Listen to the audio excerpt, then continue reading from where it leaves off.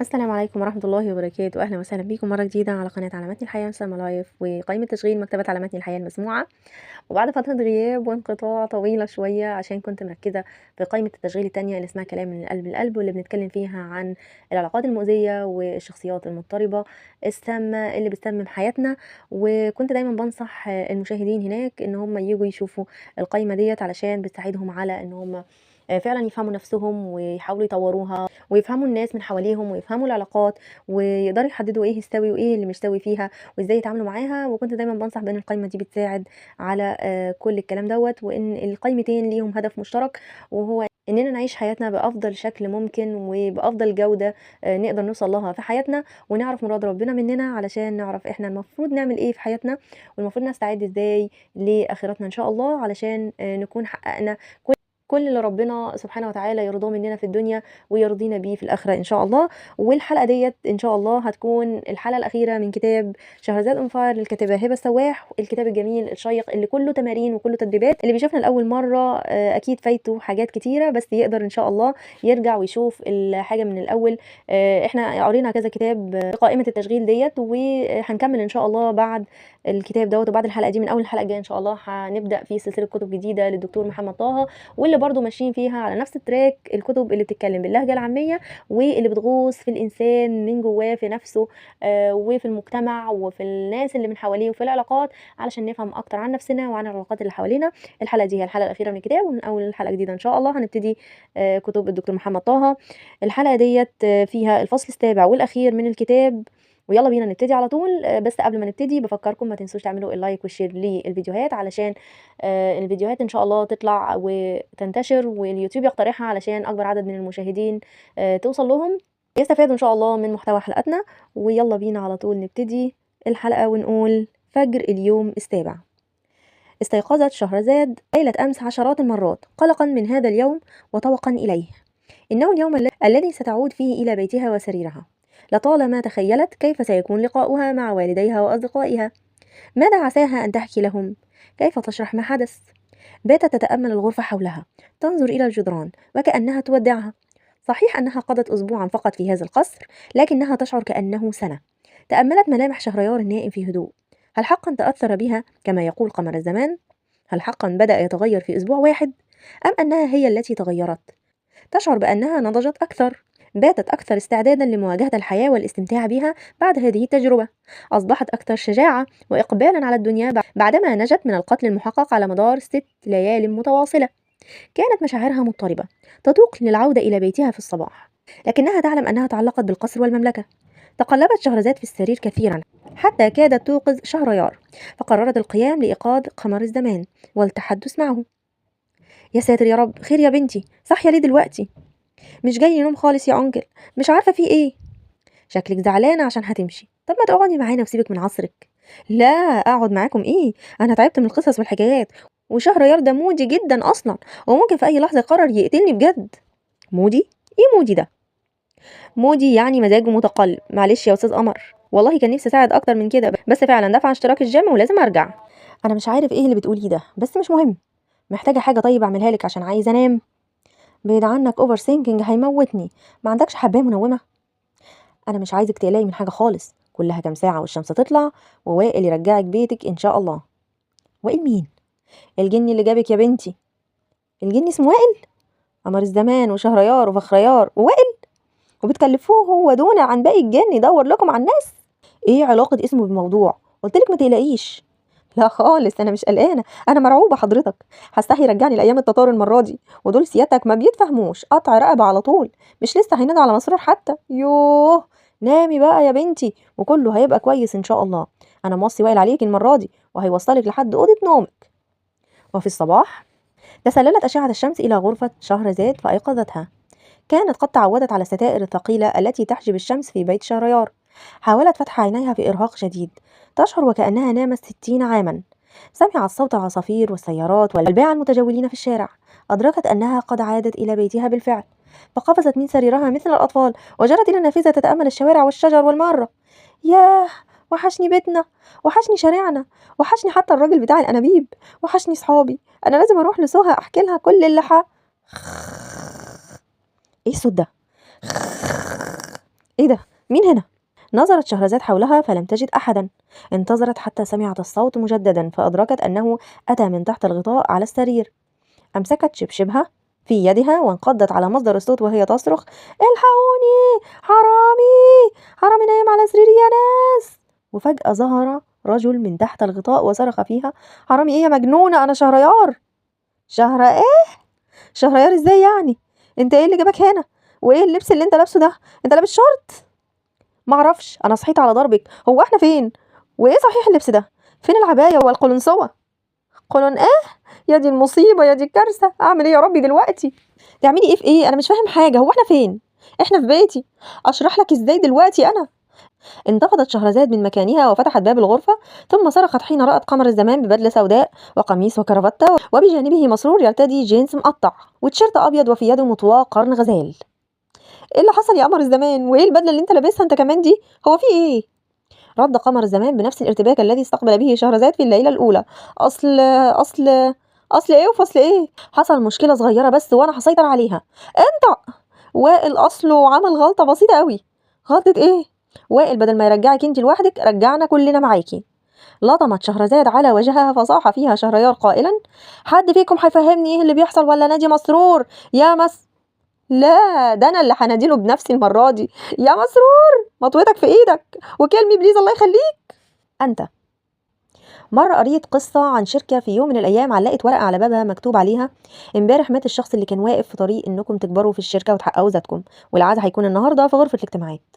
الموظفين قرأوا الورقة وراحوا كلهم على غرفة الاجتماعات عشان يشوفوا مين اللي مات. لقوا زحمة وناس كتير، الشركة كلها في الأوضة جاية تشوف مين ده اللي كان واقف في طريق نجاحهم. ناس زعلانة إن حد من زمايلهم مات، وناس فرحانة إنهم خلصوا من الشخص اللي كان معطلهم. وهم واقفين مش فاهمين حاجة، فتح مدير الشركة الباب ودخل وراه تابوت خشب شايله 4 رجالة. حط المدير التابوت على الارض وطلب الموظفين انهم يجوا واحد واحد يشوفوا مين اللي جوه التابوت. بدأوا الموظفين يفتحوا التابوت واتفاجئوا. الموظفين ما لقوش حد في التابوت، لقوا مرايه مكتوب جنبها: الشخص الوحيد اللي يقدر يقف في طريقك هو انت. انت الشخص اللي تقدر تعطل نفسك، انت الشخص اللي تقدر تغير حياتك، انت الشخص اللي تقدر تساعد نفسك وتوصل للنجاح والسعاده.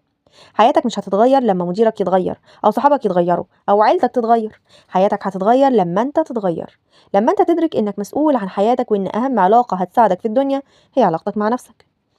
قصة كليشيه قوي صح؟ كلام تنمية بشرية مهروس مش كده؟ المشكلة انك لو فكرت فيه بعمق شوية هتلاقي كل الناس اللي في حياتك بتروح وتيجي: اهلك، مراتك، ولادك، صحابك، مديرك، زمايلك. كل انسان تعرفه في حياتك وارد النهارده يكون معاك وبكره لا. كل شخص حواليك وارد النهارده يكون جنبك وبكره ما تلاقيهوش. الإنسان الوحيد اللي بيفضل معاك من يوم ما بتتولد لحد آخر يوم في حياتك، الشخص الوحيد اللي عايش معاك 24 ساعة، واكلين شاربين نايمين داخلين طالعين مع بعض. البني آدم الوحيد اللي مهما أنت اتغيرت أو مرضت أو سافرت أو فشلت أو حصل لك أي حاجة مش بيسيبك، لازق فيك دايما معاك، هو أنت. لو علاقتك بالناس كلها جميلة وعلاقتك بنفسك فيها مشكلة هتبقى تايه وتعبان. لو الناس كلها بتقولك أنت عظيم ونظرتك لنفسك فيها مشكلة هتبقى حاسس إنك ملكش قيمة مهما نجحت ومهما العالم كله سقفلك. لو الدنيا كلها بتشجعك وانت بتحبط في نفسك وتقلل منها مش هتقدر تعمل حاجة. علاقتك بنفسك انت هي اهم علاقة في حياتك بعد علاقتك بربنا. هي العلاقة اللي لو فيها خلل هتفضل تايه ومخنوق ومستعيد من جواك مهما كانت حياتك من بره شكلها جميل. هي العلاقة اللي هتلاقي عندها اجابات الاسئلة اللي في سندريلا سيكريت وفي الكتاب ده وفي اي كتاب تنمية ذاتية هتقراه. هي العلاقة اللي لو قوتها هتعرف تقاوم وتقف على رجلك مهما الدنيا خبطت فيك. كل القصص والنصايح والامثلة والكلام اللي في الكتاب ده ممكن نلخصه في حاجة واحدة: ربنا سبحانه وتعالى خلقك إنسان لك قيمة. مفيش حد فينا اتخلق بالغلط ولا زيادة ولا ملوش لازمة. كل حاجة في الدنيا دي ربنا بيعملها الحكمة. في حكمة من خلق كل واحد فينا، وفي حكمة من الظروف اللي بنتحط فيها مهما كانت وحشة، وفي حكمة من كل تجربة بنمر بيها وكل حاجة بتحصل لنا، وفي غاية من ورا كل واحد فينا في الدنيا باختلاف طبعه وشخصيته وظروفه. في دور كل واحد فينا بيأديه وبصمة كل واحد فينا بيسيبها مهما كانت كبيرة أو صغيرة. وربنا خلقنا بالبوصلة والقدرة والأدوات اللي تساعدنا نكتشف البصمة دي ونعرف مراده سبحانه وتعالى مننا. البوصلة اللي تخلينا نجاوب على أهم سؤال في حياتنا: أنا ربنا خلقني عشان أعمل إيه؟ أنا تحديدا إيه الإضافة بتاعتي في الدنيا؟ إيه الأثر بتاعي؟ إيه المعنى من حياتي؟ السؤال ده محدش عنده إجابته غيرك، لا أنا ولا أهلك ولا أصحابك ولا مديرك ولا الشيخ ولا القسيس ولا أي حد. كل كلمة في الكتاب ده ملهاش أي قيمة لو مش هتساعدك تبني علاقة مع نفسك وتفهم بوصلتك وتتحرر من أي شكل من أشكال خيوط الماريونيت في حياتك. لو مش هتساعدك تطلع من دايرة اللي الناس عايزاه وبتقوله وبتعمله وترجع لنفسك، ترجع للترو سيلف بتاعتك، ترجع لقبيلتك، ترجع لمشاعرك، ترجع لقيمك وشغفك واهتماماتك، ترجع لرؤيتك وأولوياتك، ترجع للثوابت بتاعتك في دنيا التغيير. وانا بطلب منك بمنتهى الصدق والحب ان اي كلمه في الكتاب ده ما حسيتهاش او ما لمستش قلبك او ما اقتنعتش بيها، اعتبر نفسك ولا كانك قريتها. دي حياتك انت، وانت اللي عندك القدره انك تحدد ايه المناسب ليها. تايم اوت، افصل. تخيل اللحظه اللي انت فيها دلوقتي دي كانك بتبص ما بعد 10 20 سنه من النهارده. ايه اللي هتفتكره؟ ايه اللي هيوحشك؟ ايه اللي هتبقى ممتن ليه؟ ايه اللي اتعلمته وفرق معاك؟ ايه التغيير اللي هتحتفل بيه؟ البصمه اللي انت سبتها؟ مين الناس اللي معاك؟ ايه هو اثرك؟ ارجع تاني من المستقبل للحظة اللي انت فيها دلوقتي ووصي نفسك، عايزك من النهاردة تبدأي الرحلة. في نهاية الكتاب وبعد كل اللي مرينا بيه مع بعض هتبقى حقيقة مهمة جدا، وهي ان تجربة كل واحد فينا في الدنيا محدش غيره مر او هيمر بيها. تجربة مختلفة وفريدة ربنا كتبها على كل واحد فينا باختلاف شخصياتنا وظروفنا من قبل ما يخلقنا. السؤال بقى، يا ترى شكلها ايه تجربتك؟ وايه اختياراتك فيها؟ هتعمل ايه بالسنين والشهور والايام والساعات اللي ربنا مديها لك؟ براوني وير كاتبة اشتغلت سنين في حاجة اسمها بالياتيف كير، ودي عبارة عن مراكز للناس اللي عندهم مرض ملوش علاج وعارفين انهم خلاص في اخر ايامهم. المراكز دي مخصصة لرعاية الناس دول في اخر اسابيع من حياتهم. لما براوني وير سألت المرضى اذا كان في اي حاجة في حياتهم ندمانين عليها ونفسهم يرجعوا يغيروها، لقيت 5 جمل دايما بيتكرروا. واحد، كان نفسي يكون عندي الشجاعة اني اعيش الحياة اللي نفسي فيها، اللي بتعبر عني انا، مش الحياة اللي المجتمع عايزني اعيشها وخلاص. الجملة دي اكتر جملة اتكررت. لما الانسان بيدرك ان حياته خلاص بتنتهي بيبص وراه وبيندم على كل حلم ما عافرش فيه، وكل تجربة ما عاشهاش، وكل فرصة ضيعها عشان كان خايف يبقى على طبيعته ويعمل اللي فعلا نفسه يعمله. اتنين، كان نفسي اشتغل اقل شوية واهتم بولادي وعيلتي اكتر.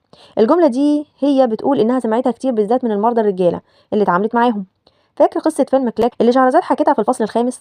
الناس اللي كل أولوياتها الشغل والنجاح العملي بس، ومش بتهتم كفاية بعلاقاتها الأسرية، وبيفوتهم المراحل المختلفة في جوازاتهم وحياة ولادهم، بتندم لما العمر بيجري وحياتهم بتقرب تنتهي. 3، كان نفسي يكون عندي الشجاعة إني أعبر عن نفسي وعن مشاعري أكتر، بدل ما أعيش تكابة مشاعري عشان بس ما زعلش حد مني. في ناس عاشت سنين كاتمة إحساسها وشايلة جواها لحد ما مرضوا من كتر الضيق والشعور بإنهم عايشين حياة مش بتاعتهم ولا مرتاحين فيها. الناس دي بتندم في آخر حياتها إنهم راضوا الناس كلها على حساب مشاعرهم هم. 4، كان نفسي أدي وقت أكتر لأصحابي وعلاقاتي الاجتماعية. كتير بننسى أصحابنا وعلاقاتنا الاجتماعية في وسط روتين الحياة وسقة المسؤوليات، ولما حد فينا بيمرض أو يموت أو ما يبقاش موجود بنقول يا ريتنا كنا اهتمينا بيه وسألنا عليه وأظهرنا حبنا له أكتر. 5، كان نفسي أسمح لنفسي أكتر إني أجرب حاجات جديدة واتبسط. في ناس كتير بتكتشف في آخر حياتها إن خوفها من التجارب والتغيير والتجديد، خوفها من السعادة في حد ذاتها، خلى الحياة تفوتها. خلى السعادة تعدي من قدامها كل يوم في صورة نعم ولحظات بسيطة، لكن ما تشوفهاش عشان هي قاعدة مستنية الحدث الكبير اللي هينتشلها من التعاسة. خلاها تبطل تلعب وتتجنن وتجدد وتعمل حاجات عبيطة تضحكها. ولما بنبطل نلعب ونتجنن ونضحك بنعجز قبل أواننا. الكتاب ده كله قائم على اعتقاد مهم جدا، وهو ان ربنا سبحانه وتعالى خلق كل انسان ليه قيمه وبصمه، والسعاده الحقيقيه بتيجي في رحله اكتشاف البصمه ومعرفه القيمه دي. رحلة اكتشاف بصمتك بتبدأ بإصلاح علاقتك أنت مع نفسك قبل أي إنسان تاني. بتبدأ بإنك تخلي السوشيال سيلف والترو سيلف بتوعك يتكلموا مع بعض ويفهموا بعض وعلاقتهم تبقى قوية، لأنك محتاجهم هما الاتنين. محتاج الترو سيلف تقولك بصمتك فين، شخصيتك بتميل لإيه، روحك بتحب أنهي ناس، إيه الحاجات اللي بتبسطك من جواك، إيه الاتجاه اللي بوصلتك بتشاورلك عليه. ومحتاج السوشيال سيلف عشان تساعدك بعد ما تحدد الاتجاه إنك تخطط وتعافر وتكتسب مهارات وتعدي المطبات لحد ما توصل وتحقق أهدافك. طول ما العلاقة بين الترو سيلف والسوشيال سيلف فيها تواصل وانسجام وتناغم، طول ما انت هتبقى حاسس بسلاسة في حياتك وسلام نفسي مهما كان بيواجهك مشاكل وتحديات. وطول ما هم مقاطعين بعض وبيتخانقوا، طول ما انت هتحس بصعوبة وتوهان واكتئاب وعدم رضا.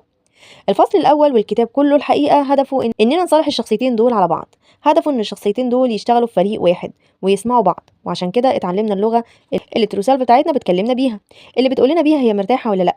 لأن الواقع إن إحنا عشنا حياتنا كلها فاهمين لغة السوشيال سيلف كويس وسايبينها هي اللي تسوق حياتنا لوحدها، لحد ما بقى كتير مننا عايش حياة مش بتاعته، عايش حياة ترضي الناس اللي حواليه بس، لكن هو من جواه تايه ومتخبط ومش مبسوط. في الفصل الأول من الكتاب فهمت الأجزاء المختلفة في شخصيتك واللغة اللي روحك بتكلمك بيها، ودي أول وأهم خطوة في رحلة اكتشاف نفسك وبصمتك. بعد كده اتكلمنا عن عائق مهم جدا، شكوى متكررة كتير مننا بيحس إنها بتقف في طريقه، اسمها الناس. وسواء كانت فعليا عندك المشكلة دي في الواقع بتاعك أو مخك هو اللي مصور لك إن الناس كلها واقفة في طريقك، فأنت محتاج تريح السوشيال سيلف وتفهمها الموضوع وتحل معاها الإشكالية دي عشان تهدى وتسيبك تشتغل. موضوع الناس وعلاقتنا بيهم وتأثيرهم على حياتنا موضوع كبير وناس كتير بتشتكي منه. الفكرة انك لو بنيت علاقة قوية مع نفسك وحاولت تتحجم من تأثير الناس عليك بالخطوات والمفاهيم اللي اتكلمنا فيها في الفصل التاني، هتلاقي نفسك بقى عندك مناعة نفسية ضد القوالب والأحكام اللي المجتمع بيطلقها عليك. هتلاقي نفسك فاعل في حياتك، بتختار تسمع نقد مين ورأي مين وتشجيع مين عشان تطور من نفسك. بعد موضوع الناس دخلنا في الفصل اللي بيوجع القلب، فصل المشاعر. على قد ما الفصل ده بيتكلم في عمق معين وذكريات ساعات كتير بتنكد علينا وتضايقنا، الا اننا ما ينفعش ابدا واحنا بنتكلم عن مراد ربنا مننا وعلاقتنا بنفسنا والادوات اللي ربنا اداها لنا عشان نكتشف بصمتنا، اننا نهمل اداه من اهم الادوات دي. مشاعرك اداه مهمه جدا ربنا اداها لك عشان تقول لك تمشي ازاي وتوقف امتى، تبعد عن ايه وعن مين، وتقرب من ايه ومن مين، تعمل ايه وتروح فين لحد ما توصل لبصمتك. لو انت في حياتك اتعرضت لتجارب مؤلمه وظروف وتربيه علمتك تكتم مشاعرك، فغالبا هتبقى الترو سيلف بتاعتك متألمة ومليانة جروح محتاجة تتعالج قبل ما تخطي خطوة في خطتك وأهدافك. الفصل ده دوره إنه يساعدك تشخص وتعالج الجروح دي بشوية أفكار وخطوات بسيطة. بس لو جروحك أعمق من الكلام اللي في الكتاب ده، أنصحك بشدة تدور على متخصص تفتح له قلبك ويساعدك تتعافى وترتاح. لو عشت في الدنيا متجاهل جروحك وماشي بتأدي اللي عليك وخلاص، مش هتبقى حاسس بسعادة ورضا من جواك مهما عملت إنجازات ونجاحات عظيمة من بره. والعكس صحيح، الاهتمام بمشاعرك والتعافي من جروح التجارب السابقة والمواقف اللي بتمر بيها هيساعد الترو سيلف بتاعتك تتحرر وتنطلق وتنجز وتستمتع بنعم ربنا في الحياة. الخوف والحزن والغضب كلها مشاعر ربنا حطها جوانا لسبب، مش عشان نتجاهلها ونكبتها وننكرها، ولا عشان نقعد نعيط ونلطم جنبها، ولكن عشان نحس بيها ونفهم رسايلها ونقرأ إشاراتها في طريقنا. خلصنا المشاعر ودخلنا على السؤال اللي حير الملايين: اعرف شغفي ازاي، اعرف بصمتي ازاي، اعرف مراد ربنا مني ازاي. في الفصل ده شبهنا الشغف بالمثلث اللي محتاجين نفهم الثلاث اضلاع بتوعه عشان نكتشفه. واحد، القيم، والمقصود بيها الشعور اللي بتحب تعيش بيه في حياتك والحافز ورا اختياراتك. وده ضلع مهم جدا، لانك لو فهمت قيمك هتعرف تاخد القرارات وتختار الاختيارات المتماشية مع القيم دي. طول ما اختياراتك في الحياة مش متسقة مع قيمك، طول ما هتفضل تعبان وتايه حتى لو الاختيارات دي شكلها عظيم جدا لكل الناس. اتنين، نقاط القوة عندك، ودول ممتلكاتك الشخصية اللي ربنا اداها لك واللي بتستثمر فيها وبتستغلها عشان تسيب بصمتك. ايه هي مهاراتك؟ ايه هي الحاجات اللي مش بس بتعملها كويس، انت بتتبسط وبيبقى عندك طاقة وابداع وانت بتعملها. ايه نقاط الضعف عندك اللي محتاج تطورها او تعوضها؟ تلاتة، اهتماماتك او المواضيع اللي بتشدك والحاجات اللي بتحس بحماس ورغبة انك تعملها، التجارب اللي نفسك تمر بيها، الشغلانات اللي بتحب تشتغلها، الحاجات اللي بتخلي عينك تلمع لما تجربها او تسمع عنها. الفصل ده كان هدفه انك تنكش جوه دماغك وتدور على المعنى من حياتك اللي بيعكس قيمك ومعتقداتك وتجاربك ومشاعرك ومهاراتك واهتماماتك، واللي هتديك علامات على شغفك وبصمتك والمعنى من حياتك. كده اتكلمنا عن علاقتك بنفسك ومشاعرك ووعيك بقيمك وقوتك واهتماماتك. ندخل بقى على خطتك. يا ترى خطتك هتبقى قايمة على الساعة ولا على البوصلة؟ على التزاماتك الملحة والمواعيد والمشغوليات اللي بتتفرض عليك، ولا على رؤيتك وأولوياتك واللي شايفه مهم في قيادة حياتك؟ يا ترى في فجوة كبيرة بين اللي بتعمله فعليا وبين المهم بالنسبة لك واللي نفسك تكون بتعمله؟ الفصل الخامس بيساعدك تنظم وقتك وحياتك بمنظور مختلف، بمنظور واحد عنده رؤية وفاهم بصلته، مش مجرد رد فعل للظروف اللي بتحصل له في حياته، ولا مجرد واحد كل همه انه يعمل حاجات كتير في وقت قليل. الفصل ده مش هدفه تنظيم الدقايق والساعات، الفصل ده هدفه انك تقود حياتك ويبقى عندك خطة وبوصلة بتوري لك تمشي ازاي وليه. بتساعدك لما تتشتت انك ترجع لرؤيتك تاني، وعلى قد ما الرؤية دي كانت واضحة وشمولية ومتوازنة ومتسقة مع الترو سيلف بتاعتك، على قد ما انت كنت اكتر قدرة على تحقيقها. آخر موضوع اتكلمنا فيه كان دورة التغيير، والحقيقة الموضوع ده فرق معايا جدا لما قرأت فيه، لأن أنا واحدة من الناس اللي دخلت خلاط التغيير ده كتير في مراحل مختلفة في حياتها. خلاط التغيير دايما بيبدأ بحدث يحصل لك، صدمة أو فرصة أو تحول، وبيدخلك بعدها في 4 مراحل. لو فهمتهم وعرفت تتعامل فيهم صح هيعدوا وهتتأقلم وهتتعلم كتير من التغيير اللي حصل لك. المرحلة الأولى مرحلة الموت والولادة. جزء فيك بيموت بعد الحادث اللي حصل لك، وبتتألم وبتحس بالتوهان والخوف واللخبطة، وبتفضل في المشاعر دي شوية لحد ما تهدى، وبيبدأ يظهر نور بسيط يدخلك المرحلة التانية. المرحلة التانية مرحلة الحلم والخطة، ودي المرحلة اللي بتبدأ ترجع لك فيها ضحكتك تاني، بتبدأ تتخيل وتحلم وتطلع من القوالب وتكسر القواعد وتخطط لأهدافك عشان تروح على المرحلة التالتة. المرحلة التالتة مرحلة شمر وانزل نفذ حلمك، واخبط في الدراما والملاحم، واجه الحياة الواقعية وطبق خطتك وافشل وتخبط وحاول وحاول وحاول لحد ما تنجح وتدخل آخر مرحلة، مرحلة الراحة والثمرة. في المرحلة دي بتهدى بعد كل التعب ده وبتبدأ تستمتع بثمرة مجهودك ونعم ربنا عليك، وترجع تظبط التوازن اللي كان باظ وتطور مهارتك وتحكي قصتك وتنطلق لحد ما هوب يحصل حدث جديد يدخلك الخلاط تاني. هي دي سنة الحياة وطبيعة رحلتك فيها. رحلتك في الحياة هتاخدك في كل حتة، هتعدي على مراحل مختلفة في شغلك ودراستك، هتعدي بنجاح وفشل، بتشجيع وإحباط، بحب وكره، وفرح وغضب، وسهولة ومعاناة ومتعة وبؤس. القطر هيعدي بكل المحطات، وهتشوف حواليك أشكال وألوان من البشر والمناظر والتجارب. الحاجة الوحيدة اللي هتفضل معاك طول الوقت هي بوصلتك، البوصلة اللي ربنا مديها لك جواك.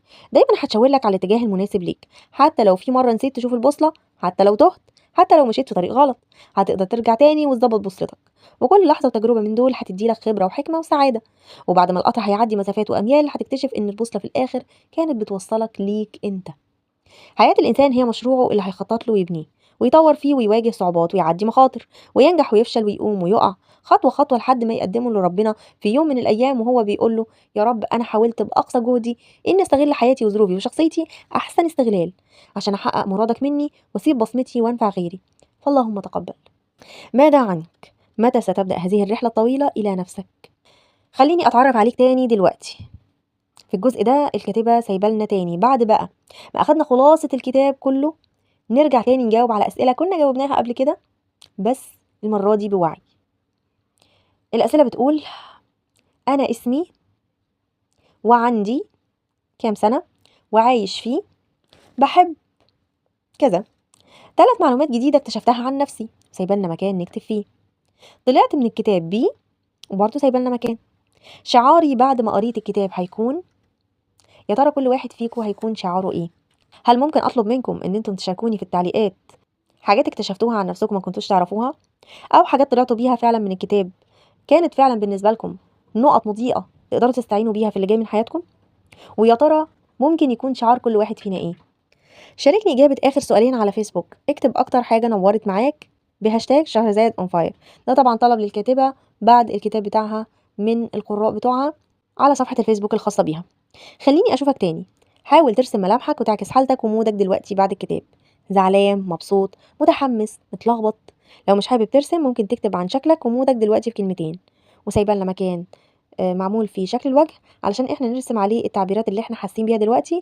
او لو مش حابين نرسم زي ما قالت، نكتب ايه هو المود اللي احنا حاسينه دلوقتي بعد ما خلصنا الكتاب. قول لنفسك كلمة حلوة قبل ما تسيب الكتاب لأنها تعبت وتستاهل. وسايبه لنا صفحة كاملة علشان نقدر نقول لنفسنا أي كلام جميل علشان نشجعها، وعلشان نحس إحساس إيجابي ونبدأ ننطلق بعد الكتاب في التنفيذ. وأخيرا الكتاب في نهايته الكاتبة كالعادة كاتبة فيه شكر لكل الناس اللي هي ممتنة ليهم ولوجودهم في حياتها واللي ساعدوها، كاتباهم بقى شخص شخص بالأسماء والأهلها والكل المحيطين بيها والمحبين ليها. وهنا يبقى انتهى الكتاب بتاعنا على خير، ويا رب تكونوا مستفيدين وتكونوا استمتعتوا معايا بالكتاب. لو بتشوفوني في آخر حلقة يا ريت لو ترجعوا للحلقات من الأول، هتلاقوا الكتاب فعلا مفيد وممتع. وكان معانا كمان في القائمة كتاب تاني للكاتبة هبة السواح بنفس الأسلوب الجميل، وبرده كتاب جميل جدا، هو كتاب سندريلا سيكريت. كان برضو مليان تمرينات وبجد فارق معايا جدا في حياتي، وفرق كتير في حياة كل اللي قراه من الأول للآخر ونفذ وطبق التمرينات اللي موجودة فيه. بتمنى تكونوا استمتعتوا معايا. هستنى كومنتاتكم واقتراحاتكم وأسئلتكم إن شاء الله بعد الفيديو، وأشوفكم إن شاء الله الحلقة الجاية وكتاب جديد للدكتور محمد طه، وكتب ممتعة ممتعة ممتعة جدا إن شاء الله هتعجبكم، أنا واثقة من ده. تابعوني، وبفكركم اوعوا تنسوا تعملوا اللايك والشير علشان اليوتيوب مش بيفهم حاجة خالص غير اللايكات والمشاركات والكومنتات، علشان يفهم ان المحتوى دوت مفيد ويبدا ينشره. ساعدوني يا جماعه، محتوى كتير على اليوتيوب محتوى يعني تافه ومفيش له معنى ومفيش منه اي فايده ولا استفاده، بينتشر بسبب ان الناس بتتفاعل عليه. اما المحتوى المفيد زي اللي احنا بنتكلم فيه دلوقتي على القناه بيكون فعلا لقله التفاعلات مش منتشر. علشان كده بتمنى لو انتم تساعدوني علشان بجد تشاركوني فعلا في الاجر ان الحاجات المفيده ديت توصل للناس اللي ممكن تفرق معاهم في حياتهم، وتكونوا فعلا ساهمتوا بشيء في ان حياه حد تتحسن، وده يتحط في ميزان حسناتكم. اشوفكم ان شاء الله الفيديو جاي على خير، ودمتم في حفظ الله وامنه. مع السلامه.